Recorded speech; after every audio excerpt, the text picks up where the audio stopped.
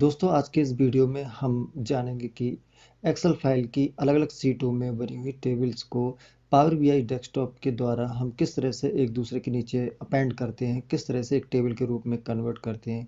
इसके अलावा हम देखेंगे कि अलग अलग एक्सेल फाइल्स में बनी हुई टेबल्स को किस तरह से हम पावर बीआई डेस्कटॉप में लाकर लोड करके उन्हें अपेंड करेंगे।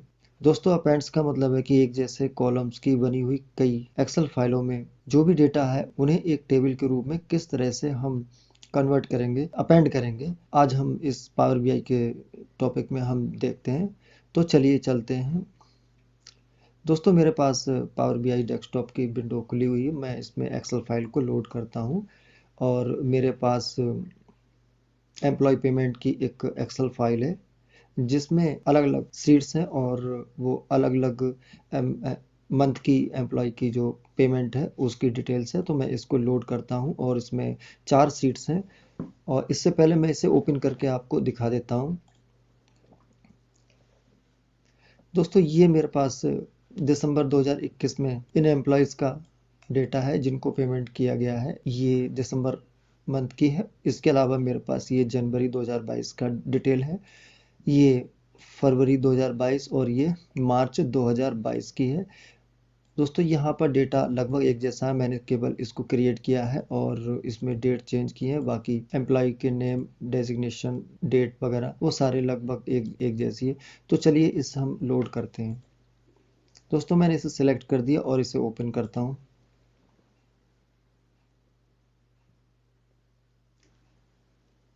दोस्तों एक्सेल की इस फाइल में मेरे पास 4 अलग अलग सीटें हैं और इसमें जो भी टेबल्स बनी हुई हैं इन सबको मैं सिलेक्ट कर लेता हूं और इनके प्रीव्यू भी मैं आपको इसमें दिखा देता हूं।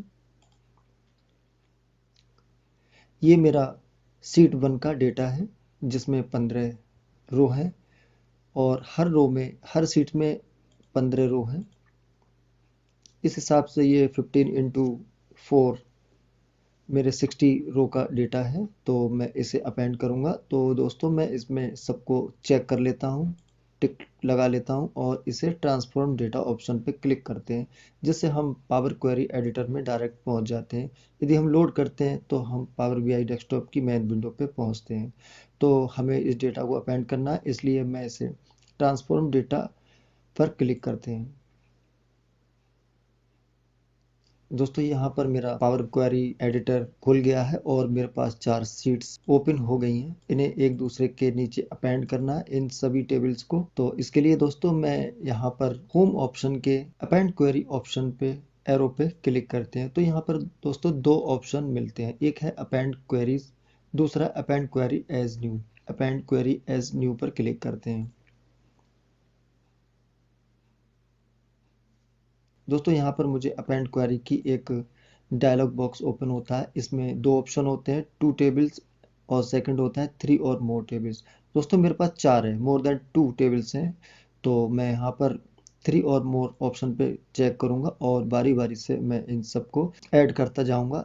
दोस्तों यहाँ पर टेबल टू अपेंड पर मेरी ऑलरेडी पहली टेबल है तो मैं 2 को सिलेक्ट करूँगा, शीट 2 को सिलेक्ट करूँगा और ऐड पे क्लिक करूँगा। इसके बाद शीट 3 को सिलेक्ट करने पे ऐड पे क्लिक करेंगे और शीट 4 को सिलेक्ट करके ऐड पर क्लिक करते हैं। इस तरह मेरी 4 शीट्स की चारों टेबल्स जो हैं यहाँ पर ऐड हो जाती हैं। मैं इसे ओके करता हूँ। दोस्तों यहाँ पर मेरी अपेंड क्वेरी 1 नाम से एक अलग से नई क्वेरी बन जाती है और यहाँ पर हमने डेटा दिसंबर से स्टार्ट किया है मार्च तक। तो मेरी पहली 15 जो रो हैं वो दिसंबर माह की है, नेक्स्ट 15 रो हैं वो जनवरी माह की है और नेक्स्ट 15 जो है फरवरी की है और ये मार्च की है। इस तरह से दोस्तों यहाँ पर मेरे पास 16 रो का डेटा यानी कि 15 इंटू 4 16 रो का डेटा मेरे पास आ गया है और ये यहाँ पर स्टेटस बार में भी शो हो रहा है। दोस्तों इसका नाम बदलने के लिए हम यहाँ पर क्लिक करते हैं और यहाँ पर हम नाम भी चेंज कर सकते हैं। नेमिंग ऑप्शन में प्रॉपर्टी के नीचे नेम ऑप्शन पे यहाँ पर क्लिक करके हम इसका नाम चेंज कर देते हैं टाइप करके और यहाँ पर देखिए इसका नाम चेंज हो गया है। तो इस तरह से दोस्तों हम एक एक्सेल फाइल में अलग अलग सीटों पे बनी हुई टेबल्स को अपेंड कर सकते हैं और उन पे काम कर सकते हैं। दोस्तों यहाँ पर अब बात आती है कि एक्सेल फाइल के किसी भी सीट में यदि हम कहीं चेंजेस करते हैं तो क्या यहाँ पर चेंज होगा। इसके लिए दोस्तों आइए चलते हैं हम अपने एक्सेल फाइल पर जिससे हमने यहाँ पर डेटा लोड किया है। दोस्तों मैं उस फोल्डर पर चलता हूँ जहाँ पर मेरा एक्सेल की फाइल है, जहाँ से मैंने ये डेटा लोड किया है। तो दोस्तों मेरे पास इस फोल्डर में ये डेटा यहाँ पर है, मैं इसे ओपन करता हूँ। ये मेरी एक्सेल फाइल है, ये टेबल है दिसंबर माह की। मैं इसके पहले पे इसका नाम चेंज कर लेता हूँ। मैं इसकी जगह पे इसका नाम अश्विनी कर देता हूँ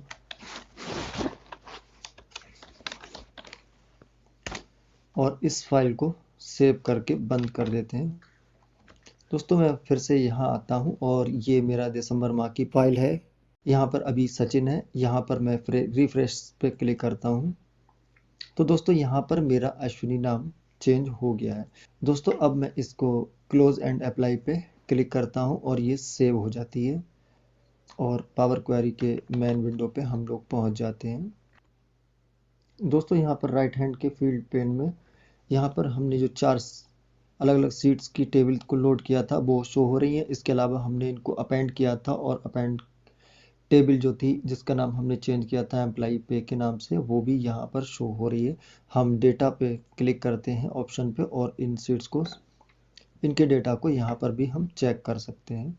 तो मेरा एम्प्लॉई पे के नाम से जो अपेंड की है वो सारी की सारी टेबल 60 रो की टेबल है, यहाँ पर शो हो रही है स्टेटस बार में, ये यहाँ पर शो होने लगी है। इसके अलावा मेरी ये चारों सीट्स भी शो हो रही हैं और इनको यहाँ से हटाने के लिए या इनको हाइड करने के लिए हम फिर से होम टैब पर चलते हैं और ट्रांसफॉर्म डेटा ऑप्शन पे क्लिक करते हैं।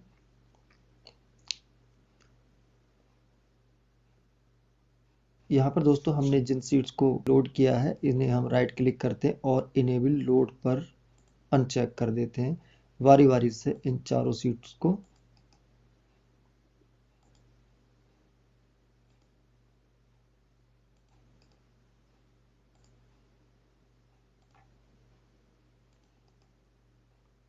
दोस्तों यहाँ पे इनेबल लोड पे अनचेक करने के बाद ये सीट्स हैं इटैलिक वर्ड के रूप में यहाँ पर दिखाई देने लगती हैं। इससे ये क्लियर हो जाता है कि ये सारी की सारी सीट्स जो है हाइड हो गई हैं। हम फिर से इसे क्लोज एंड अप्लाई पे क्लिक करते हैं।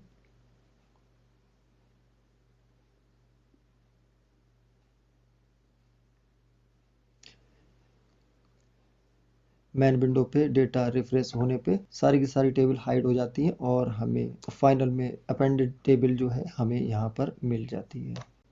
दोस्तों अब हम देखेंगे कि एक्सेल की एक से अधिक फाइल को किस तरह से हम पावर बीआई में लोड करेंगे और उनमें बनी हुई टेबल्स को किस तरह से अपेंड करेंगे। तो दोस्तों आइए चलते हैं हम अपनी पावर बीआई डेस्कटॉप की स्क्रीन पर। दोस्तों यहाँ पर gate data from another source या फिर हम यहाँ क्लिक करके या मोर पे भी क्लिक कर सकते हैं और हमें एक फोल्डर ऑप्शन मिलेगा जिसके द्वारा हम उस फोल्डर का पाथ कॉपी करके और उसमें हम पाथ पेस्ट करके डेटा लोड करेंगे।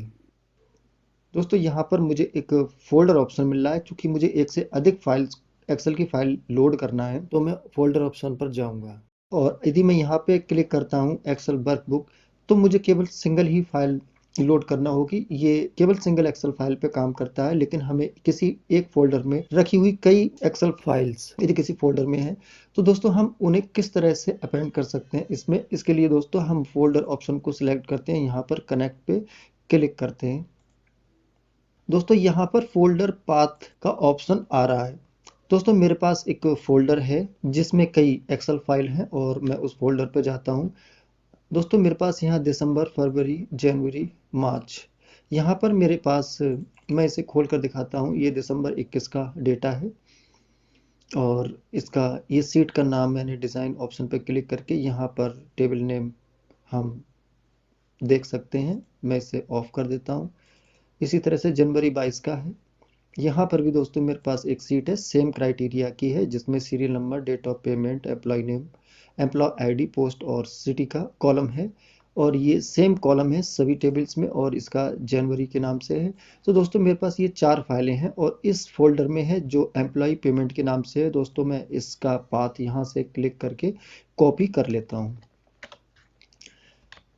दोस्तों यहाँ पे फिर से आते हैं पावर बीआई डेस्कटॉप पे। यहाँ पर जो ऑप्शन मुझे मिला है पावर बीआई डेस्कटॉप में फोल्डर का, इसमें फोल्डर पाथ जो अभी मैंने कॉपी किया है यहाँ पर पेस्ट करते हैं और यहाँ पर ओके कर देते हैं।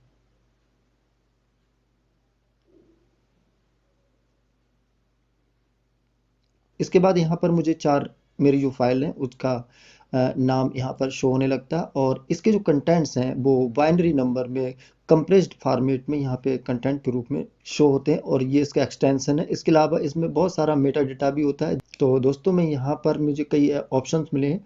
यहाँ पर कैंसिल ट्रांसफॉर्म डेटा लोड और इसके अलावा कंबाइंड एंड ट्रांसफॉर्म का भी ऑप्शन होता है और कंबाइंड एंड लोड का है। तो दोस्तों यहाँ पर मैं ट्रांसफॉर्म डेटा ऑप्शन पे क्लिक करता हूँ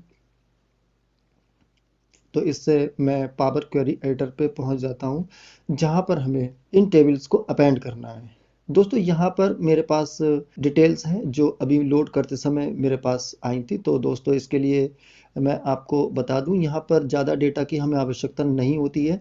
ये इसका एक्सटेंशन है। बाकी डेट ऑफ एक्सेस और मॉडिफाई डेट ऑफ क्रिएटेड हैं, इनकी हमें ज़रूरत नहीं है। हमें यहाँ पर एक कंटेंट वाले कॉलम की ज़रूरत है और नेम वाले की ज़रूरत है। तो दोस्तों मैं इसे राइट क्लिक करता हूँ, दोनों को सिलेक्ट करके कंटेंट पे क्लिक करता हूँ, कंट्रोल दबाता हूँ और नेम पे क्लिक करता हूँ तो ये दोनों कॉलम मेरे सिलेक्ट हो जाते हैं। दोस्तों अब मैं इसे राइट क्लिक करता हूँ और यहाँ पर रिमूव अदर कॉलम, यानी कि जो हमने कॉलम अभी सिलेक्ट किए हैं इसके अलावा जो कॉलम है वो सारे के सारे डिलीट हो जाएंगे। दोस्तों यहाँ पर मेरे दो कॉलम बचे हुए हैं। अब दोस्तों यहाँ पर मैं ऐड कॉलम ऑप्शन पे क्लिक करता हूँ और यहाँ पे कस्टम कॉलम पे क्लिक करता हूँ। तो दोस्तों ये कस्टम कॉलम का ऑप्शन है जहाँ पर हम एम फंक्शन यूज करते हैं। एक शॉर्ट फंक्शन है, छोटा सा है, तो आप भी उसको आसानी से राइट कर सकते हैं, बहुत ही इजी है। तो दोस्तों हम इस पे टाइप करते हैं एक्सेल डॉट वर्कबुक, इस पे क्लिक करते हैं और यहाँ पर एक ब्रैकेट लगाते हैं। इसके अलावा अब हम यहाँ कंटेंट ऑप्शन पे जाते हैं और यहाँ इंसर्ट पे भी क्लिक कर सकते हैं या फिर इसे डबल क्लिक कर सकते हैं। तो मैं इंसर्ट पे भी कर देता हूँ और कॉलम कॉमा लगा देते हैं। मैं इसे ओके करता हूँ। दोस्तों यहाँ पर मुझे एक कस्टम कॉलम मिल गया है जो अभी बनाया था। मैं फिर से इसको एडिट ऑप्शन पे जाता हूँ और आपको दिखाता हूँ कि मैंने अभी यही फंक्शन यहाँ पे लिखा था और ये कंटेंट्स और नेम ये अवेलेबल कॉलम है। कौन से? ये वाले, ये कंटेंट है जिसमें हमारे टेबल का डेटा है और ये नेम है फाइल के जो मैंने यहाँ पर अभी लोड किए थे। इनमें से हमें कंटेंट में जिन बाइनरी ऑप्शन जो आ रहा है इसमें हमारा डेटा है, तो हम वही चीज़ कंटेंट के रूप में यहाँ पर लेते हैं एक्सेल वर्कबुक फंक्शन यूज करके। तो दोस्तों यहाँ पर मुझे तीन कॉलम मिले हैं पर यहाँ पर डबल एरो का ऑप्शन आ रहा है दोस्तों यहाँ पर। तो मैं इसको क्लिक करता हूँ। यहाँ पर मुझे नेम, डेटा, आइटम, काइंड और हिडन ये सारी चीज़ें मुझे मिलती हैं। तो इसके लिए मैं यहाँ पर ओके करता हूँ। तो यहाँ पर कई चीज़ें मिलती हैं दोस्तों, यहाँ पर कई चीज़ें हैं।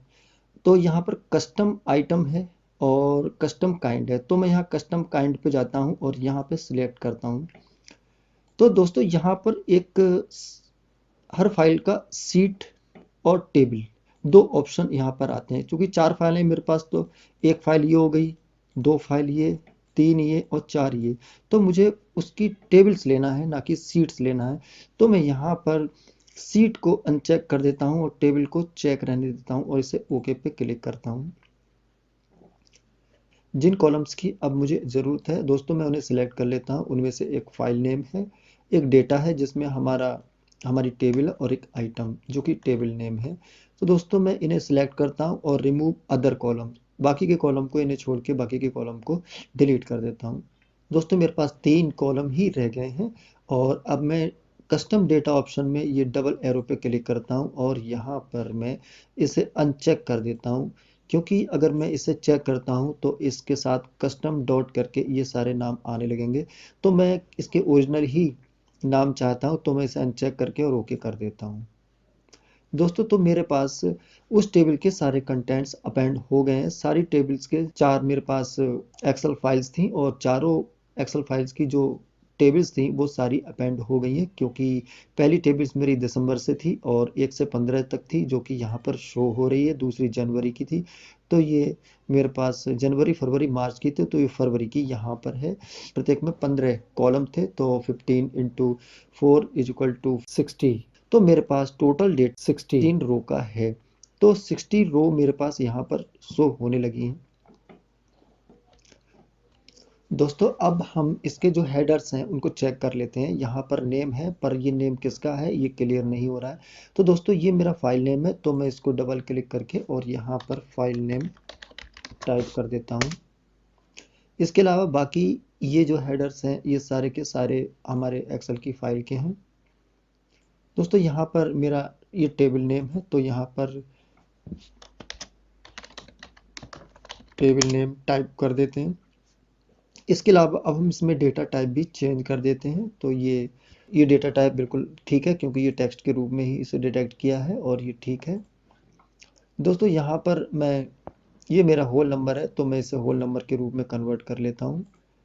यहाँ पर मेरा डेट है, तो यहाँ पर डेट के रूप में कन्वर्ट कर लेते हैं। ये टेक्स्ट है, इसे टेक्स्ट के रूप में कन्वर्ट करते हैं। ये होल नंबर है, आईडी, इसे होल नंबर के रूप में कन्वर्ट कर लेते हैं।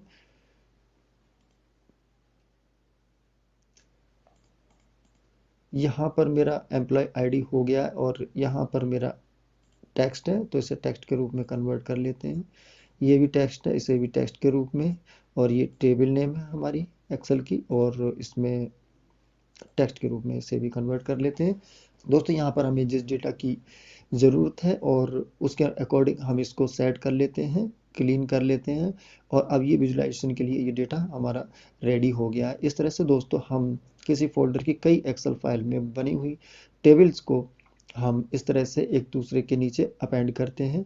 दोस्तों यदि मैं इसके फोल्डर में, इसका जो मेन फोल्डर है, यदि मैं इसमें कोई एक फाइल चेंज करता हूँ या इसमें एक फाइल और बढ़ा देता हूँ, मान लीजिए मैंने इसे इसका नाम चेंज कर दिया और ये अप्रैल की है, तो इस फाइल को, इसमें अब 5 फाइलें हो गई हैं और मैं अब पावर क्वेरी एडिटर पे जाता हूँ और मेरे पास अभी तक 60 रो का डेटा था 4 फाइलों का। अब मेरे पास 75 का होना चाहिए, तो मैं होम पर जाता हूँ और इसको रिफ्रेश करता हूँ। तो दोस्तों अब यहाँ पर मेरा 75 रो का डेटा आ गया है, यानी कि मैं जो भी फाइल इस फोल्डर में, जिसमें से मैंने ये फाइल अपेंड की हैं, यदि मैं इसमें ऐड करता हूँ तो वो सारा का सारा डेटा ऑटोमेटिकली यहाँ पर अपेंड हो जाता है। हमें एक्स्ट्रा से दोबारा से इसको लोड या ट्रांसफॉर्म करने की ज़रूरत नहीं होती है। तो दोस्तों इस तरह से हम कई एक्सेल फाइल एक फोल्डर में होते हैं, तो फोल्डर का पाथ दे के इस तरह से हम उसे अपेंड कर सकते हैं।